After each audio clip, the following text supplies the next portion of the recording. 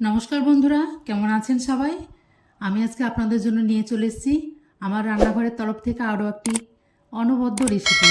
এখন চলছে একদম পটল বাজারে তো অ্যাভেলেবেল, তা আপনাদের সঙ্গে সেই রেসিপিটি আজকে শেয়ার করব। আলু পটলের দম বা আলু পটলের কোরমা। তো চলুন রেসিপিটি দেখে নিই। যারা আমার চ্যানেলে নতুন ভিউয়ার্স তাদেরকে রিকোয়েস্ট আমার চ্যানেলটিকে সাবস্ক্রাইব করবেন, লাইক শেয়ার কমেন্ট করে আমার পাশে থাকবেন। এখানে আমি পটলগুলোকে একটু খোসা রেখে শির করে কেটে নিয়েছি, দুভাগ করে পরিষ্কার করে, তারপরে তেলের মধ্যে দিয়ে মিডিয়াম আঁচে একটু ভালো করে ভেজে নিয়েছি। ওই তেলের মধ্যে এবার ডুমো করে কেটে রাখা আলু দিয়ে দিলাম ওপর থেকে হলুদ গুঁড়ো এবং সামান্য লবণ। তারপর এটাকে মিডিয়াম আঁচে রেখে ভালোভাবে একটু চাপা দিয়ে ভেজে নিতে হবে। এটা ভেজে ভেজে কিন্তু একদম অর্ধেকটা সেদ্ধ করে ফেলতে হবে। প্রায় 5 থেকে 6 মিনিট এইভাবে ঢাকা দেওয়ার পর আলুগুলো একদম কিন্তু নরম হয়ে যাবে। তারপর এগুলো একটু নেড়ে চেড়ে এগুলোকেও তেল থেকে এবার তুলে ফেলবো। এখন আলুগুলো ভাজা হয়ে গেছে। আলু এবং পটল দুটোকেই আমি ভালোভাবে ভেজে নিয়েছি এবং দুটোকেই একই আকারে একটু ডুমো ডুমো করে কেটে নিতে হবে। ওই তেলের মধ্যে এবার দিয়ে দেবো আমি এখানে নিয়েছি শুকনো লঙ্কা এবং একটু 5 ফোড়ন দিয়ে দিয়েছি, তার সঙ্গে দিয়ে দিয়েছি গরম মশলা, লবঙ্গ, এলাচ, দারচিনি। খুব ভালোভাবে মশলাটা ভেজে নিলে এখানে আমি নিয়ে নিয়েছি দুটো পেঁয়াজকে ভালো করে মিক্সিতে পেস্ট করে নিয়েছি আমি। পেঁয়াজ বাটাটা এবার মিক্সির মধ্যে দিয়ে দেবো। পেঁয়াজ বাটা তেলের মধ্যে দিয়ে দিয়েছি, ভালো করে নেড়েচেড়ে একটু পেঁয়াজ থেকে যেন তেলটা ছেড়ে যায় ততক্ষণ পর্যন্ত একটু অপেক্ষা করতে হবে। এবার সুন্দরভাবে যেন কালারটা চলে আসে তার জন্য আমি পেঁয়াজ বাটার পরে আগে থেকে মিশিয়ে দেবো এখানে শুকনো লঙ্কার গুঁড়ো বা red chilli powder, Kashmiri red chilli powder. কালারের জন্য আগে থেকে তেলের মধ্যে দিলে কিন্তু কালারটা খুব সুন্দর আসে। আর আমি দিয়ে দিয়েছি একটু রঙের জন্য হলুদ গুঁড়ো। খুব ভালোভাবে লঙ্কা গুঁড়ো এবং হলুদ গুঁড়োটা মিশিয়ে নেব।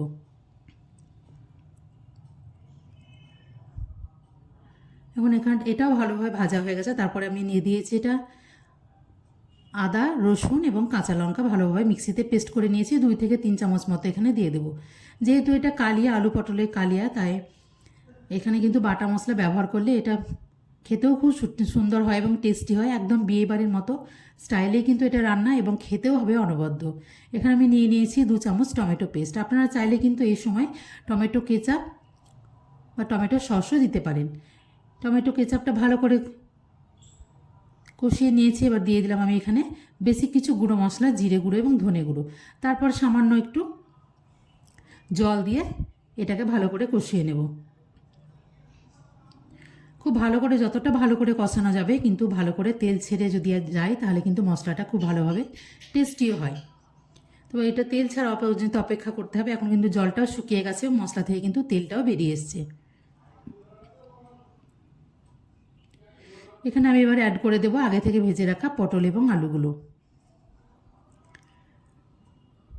সবগুলো এক এক করে দিয়ে মশলার সঙ্গে কিন্তু খুব ভালোভাবে এবার আলু এবং পটলটাকে মাখিয়ে নিতে হবে। যেহেতু মশলাটা আগে থেকেই কষানো আছে এবং আলু এবং পটলগুলোও ভালোভাবে কষানো আছে, তাই এটা খুব বেশি কষানোর দরকার নেই, একটু ভালোভাবে মিলিয়ে নিলেই চলবে। এবার আমি এখানে আগে থেকে করে রাখা কিছু গরম জল দিলে কিন্তু রান্নার টেস্টটা খুব ভালো হয়। সে গরম জল এখানে আমি ঢেলে দেবো। আপনারা কিন্তু নিজেদের গ্রেভি মতো যতটা গ্রেভি রাখবেন সেইভাবে কিন্তু দিয়ে দেবেন। কমপক্ষে এখানে 3 থেকে 4 কাপ আমি জল ব্যবহার করেছি, কারণ আলু এবং পটলটা একটু সেদ্ধ হতে দিতে হবে।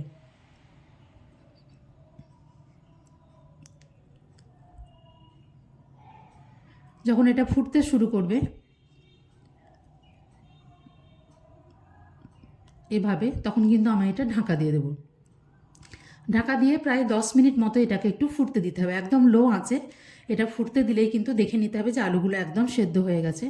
আপনারা চাইলে জলটা একটু বাড়িয়ে নিতে পারেন বা গ্রেভিটা যদি ঘন খান সেরকম করে দিতে পারেন।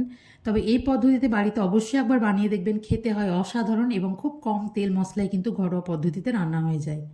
এখানে আমি টেস্টটাকে একদম বাড়ানোর জন্য এখন আমি গ্যাস অফ করে দিয়েছি। দিয়ে দিলাম সামান্য পরিমাণে গরম মশলা গুঁড়ো এবং একটু ঘি।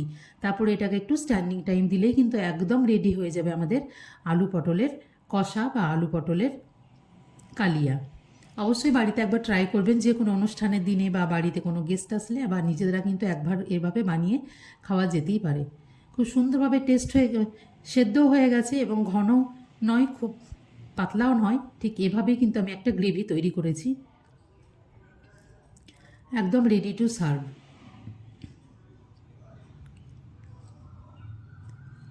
দেখুন এটা ঠান্ডা হওয়ার পরে কিন্তু খুব সুন্দর হয়ে গেছে।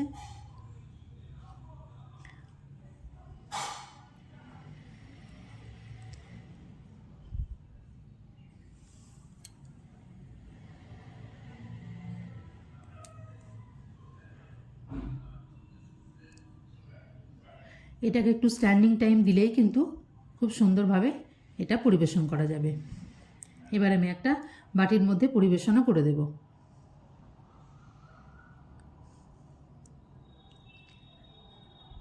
আমার এই রেসিপিটি ভালো লাগলে আমার চ্যানেলটিকে সাবস্ক্রাইব করবেন, লাইক, শেয়ার এবং কমেন্ট করবেন।